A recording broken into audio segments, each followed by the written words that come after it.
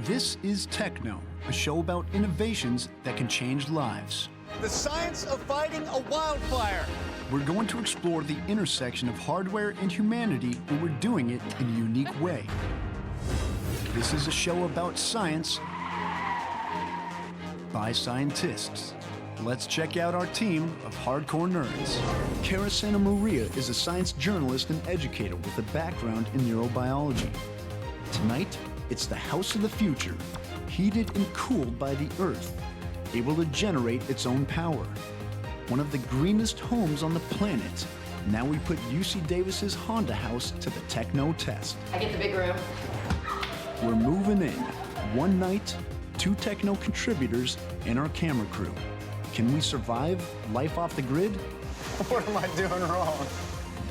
Dr. Crystal Dilworth is a molecular neuroscientist. Maria Davison is a biologist specializing in ecology and evolution. You did it. And I'm Phil Torres. I'm an entomologist. That's our team. Now let's do some science.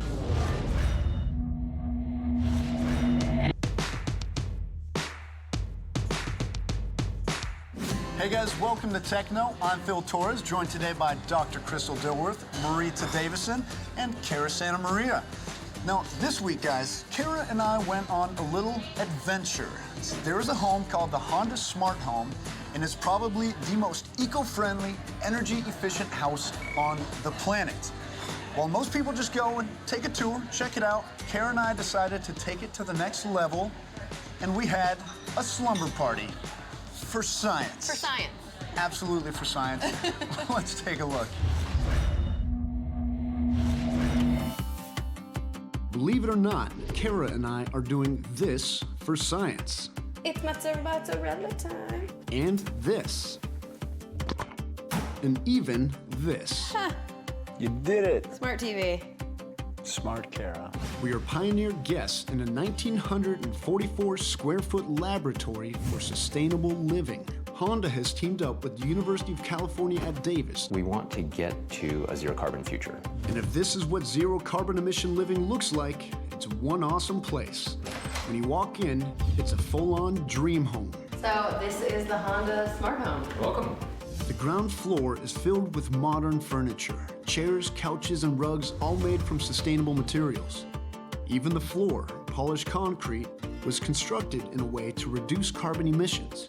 The kitchen is sleek, modern, and filled with top-of-the-line appliances. Upstairs are the bedrooms, 2 of them. A master with a killer bathroom and another nice standard-sized room. I've got my eye on the master. So why is Honda in the house business? To build a home that can power itself and an electric car with energy to spare. Michael Koenig is the project leader for the Honda Smart Home. Honda's involvement in this house would seem to indicate that they're interested in more than just cars in the future. Right, so as we get more and more electric vehicles, we're going to have to be more careful in the way that they integrate with your house and how they integrate with the electrical grid. And so by putting the house and the car together as a system, the system can be more than the sum of its parts. While Honda is not releasing the cost of their smart home, the company says without its experimental technology, it would be similar to other high-end homes in Davis. So what's it been like so far for people to come here, to stay the night here? Well, this will be the first night for anybody besides myself to actually stay here. So All right, so we're doing the first outside slumber party. you're the first overnight guest. Drop your stuff. Shall we? I get the big room. Once I map the big bedroom, in the name of science, I decided to take the Fit EV for a spin.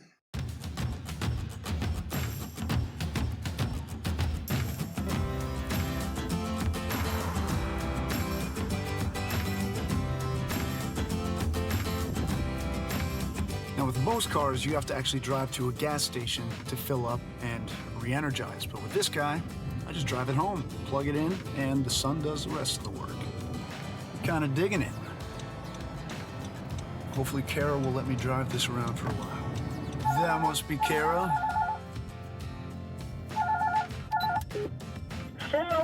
Hello. I am having way too much fun driving around town right now. But I want to drive the electric car. Bring it back 5%. You got it. See you soon.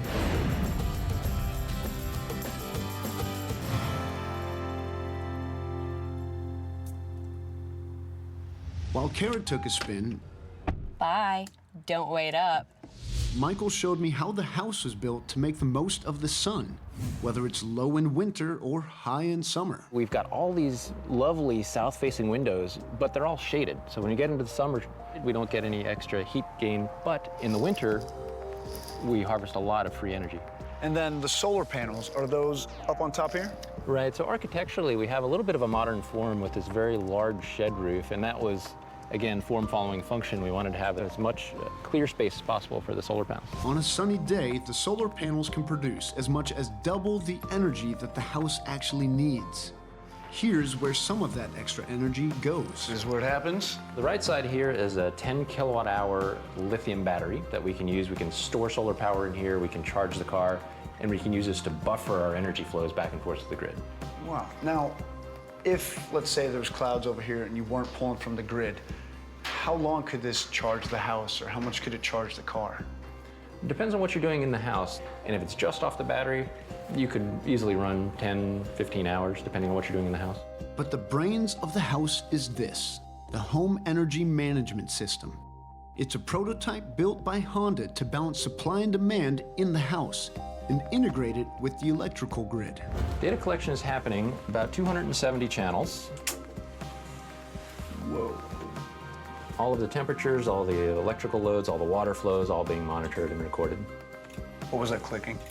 That's the way the data logger ticks through all the channels as it records them.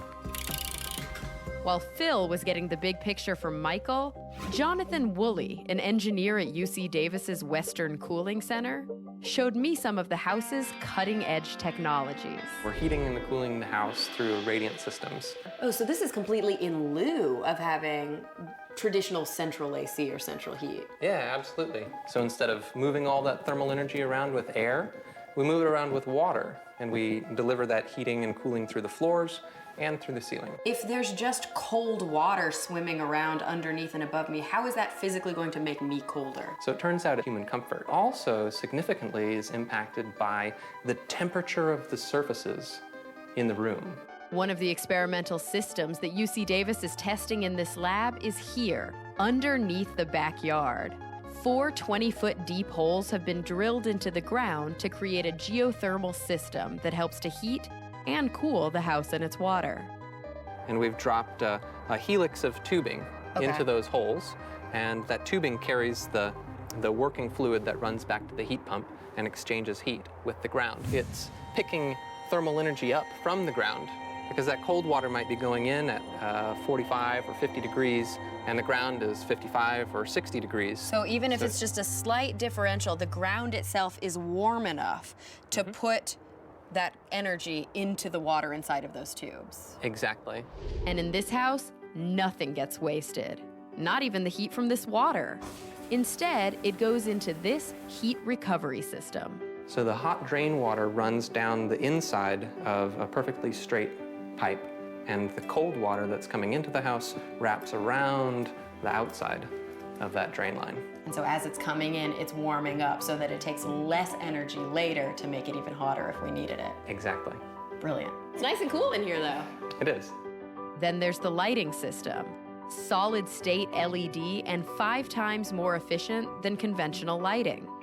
But the lights are also designed to work with our own internal body clock. So you designed all of the light in the Honda Smart House. Yes, we're wired internally to have lots of daylight in the morning, okay? So that's blue lights. At nighttime, what you want to do is the reverse. What you want to do is limit the amount of blue light that you have in the home. You want to use lights that are warm and biased towards the red.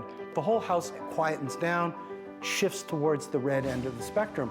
Equally important, the lights are designed to make us look good.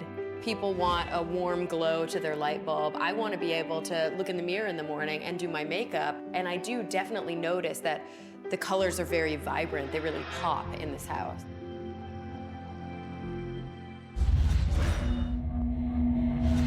Now, my first impression of this house, I was so impressed with their attention to detail. Didn't you agree? Oh, yeah. I want to move into this house the second that I saw it. It was beautifully designed. It was, the architecture was amazing. The interior decoration was amazing. And then we started to realize that every single square inch of that home was intentional. It was deliberate. It was designed in a really eco-conscious way to work seamlessly together for you. Yeah, even the insulation that they used was 85% recycled newspapers and denim, of all things. Wow. They were just so thoughtful in their attention to detail. So it seems like a lot of the technologies in this house have been around for a while in terms of green design. What is it that's, taking the house to the next level? The home energy management system, which is basically communicating with the power grid, communicating with the solar panels, the car, every single circuit in that house, tweaking each one to add just even extra 5% efficiency. That's really where I think it stands out. And one other really cool thing, a lot of houses lose energy because they have leaks. There's little cracks in the walls, the windows don't seal appropriately, and usually a builder will have to go through and caulk up anything they find. In this house, there was an ingenious approach to insulation. They actually pressurized the home and sprayed in a nitrogen solution that would go straight to all of the cracks, seal them up, and then when they depressurized, they knew that the house was completely airtight. It's crazy, and this was experimental. Like, they haven't done this in a lot of places. Were there major differences that you guys noticed because that house is so special? To be honest, no. I mean, that's the really interesting thing about this house, is that everywhere from the HVAC to the lighting to the electric design, the intention was to make this house feel very warm, inviting, and livable. So in many ways, they thought about the feeling of the home before they thought about how to make that feeling energy efficient. I mean, we were living in an experiment, and you guys are about to see us next have a slumber party in that experiment.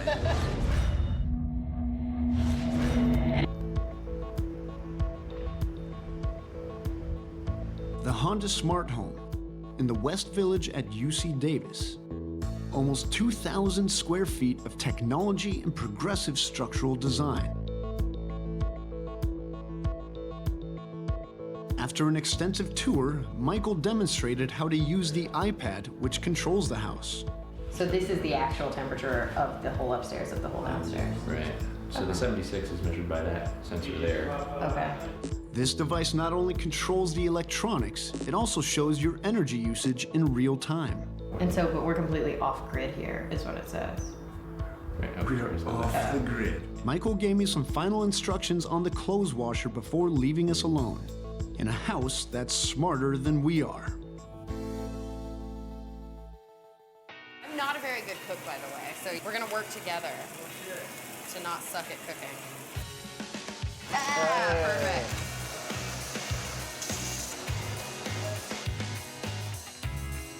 We'll be there soon. Fast preheat. Start. What am I doing wrong? On, off. I pressed that button, I swear. Okay, 350. 350. Press start if ready. Boom, preheating. While we were busy cooking, the house was busy too, adjusting the lights for evening and tracking data, minute by minute, checking where the power is going and where it's not. What are you guys hoping to learn from this? We'd like to help propel the state of the art in the industry. And so most of that data we're going to make publicly available. We're going to put it out on the internet. Anybody who wants to study actual energy usages, and then they can use it to develop better equipment. That looks beautiful. Time to bake. We want to cover it. Yeah. At the first part. Can we like take a before and after picture? I'm gonna do that. Are you gonna take a lasagna selfie? A lasagna selfie?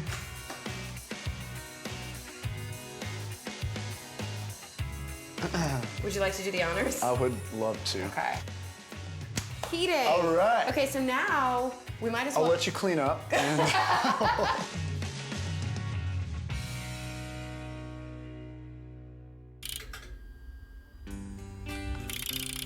so we're about to find out how energy efficient lasagna tastes.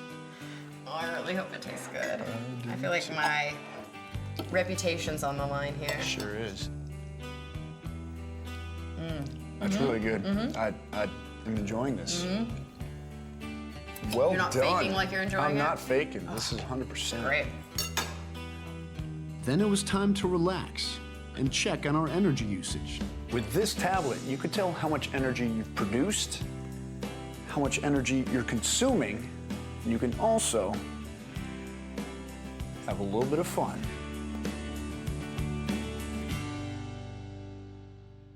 A little TV, a load of laundry, a nice hot shower, all for science. Then it was time for us and the house to go to bed.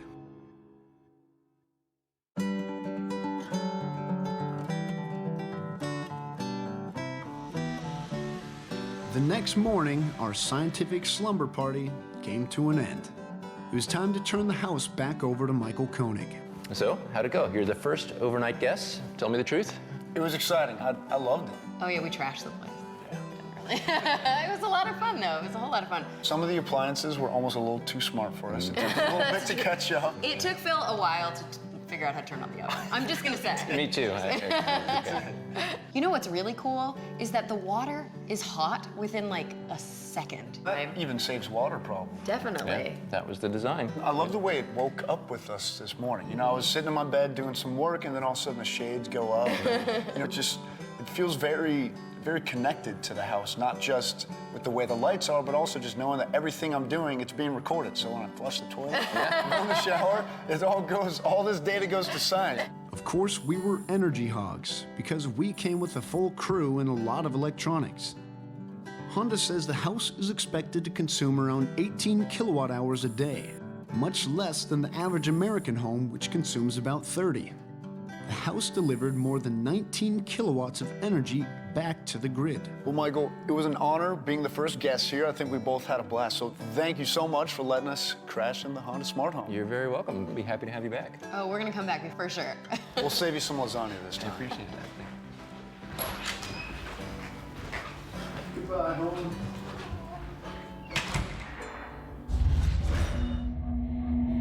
So needless to say, I had a really good time. I kind of want to move into that house. I am really jealous that you guys had a sleepover and you did not invite us. It was hard work, okay? I was testing out every little faucet, eating lasagna.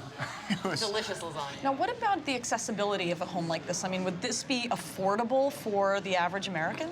You know, that's definitely something that we talked about, and I think some of the items, because they paid such attention to detail, things like the tables were all certified wood. The bed I had was the most eco-friendly bed in the world and probably cost a lot of money, which is good for that example home, but I think the average consumer would have a hard time relating to that or even getting close to affording that. However, there are things like the passive design, the way the home was built with the angle of the sun, the way the windows are, and even the solar panels that I think are quite attainable. Yeah, I think a lot of times it's about thinking about these items before you build, putting them into the blueprints. If you're going to build a home anyway, making your home have that passive design wouldn't cost any more money. But converting and retrofitting an existing home would probably be very expensive. Also, let's not forget, this is a research home.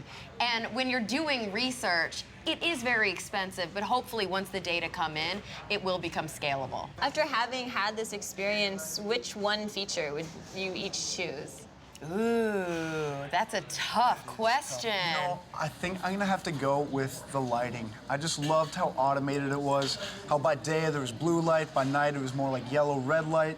It was just, I love that. It helped you sleep, it helped you wake up and feel really harmonious and feel really rested. So I'm wondering, guys, with a home like this that's contributing to the grid more than it's pulling off of it, what do you think that's going to mean for the energy industry in general?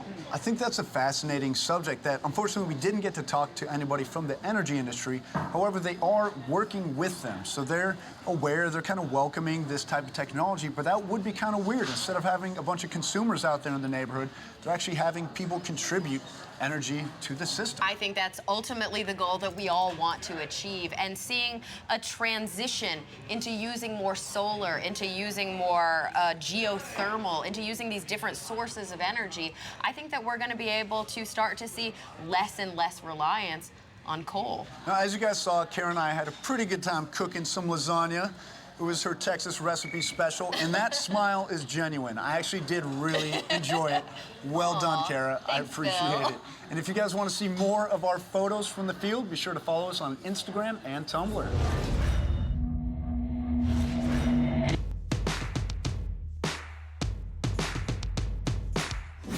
guys, you are about to meet Baxter.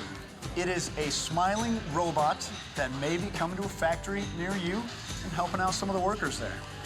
Let's take a look. A human-sized robot named Baxter is redefining the way robots are being used in manufacturing environments in the U.S. Baxter is a two-armed robot with an animated face. If Baxter bumps into something or someone grabs his arm, sensors will stop the arm from moving further and allow a human to reposition it, making hands-on training with Baxter safe, easy, and intuitive. It is used for simple industrial jobs such as loading, unloading, sorting, and handling of materials. Baxter is able to work on an assembly line next to a person who trains him to learn these repetitive production tasks. With behavior-based intelligence, Baxter senses and adapts to his environment and task. So I think one of the questions that always comes to mind when you see a piece like this is this robot going to replace human jobs? You know, I think we can look to different industries that are actually implementing and using robots right now. And the agricultural industry is one, for example, where there's a push towards automation and a major concern that it's going to displace the workforce and take the place of human workers. And in fact, that's not really what's happening. These robots are being designed to work along with humans. They're designed to, in some cases, even help them, and are also requiring that workers expand their skill sets to be able to work alongside the robots. So I understand that these robots were designed to work alongside people, but I'm not really sure that I'm completely sold on the need to put a face on the robot. Do we need to be anthropomorphizing these machines? Well, I think that as somebody, you know, with a PhD, you can probably look at robotics in a different way than somebody who maybe has never been around a robot before.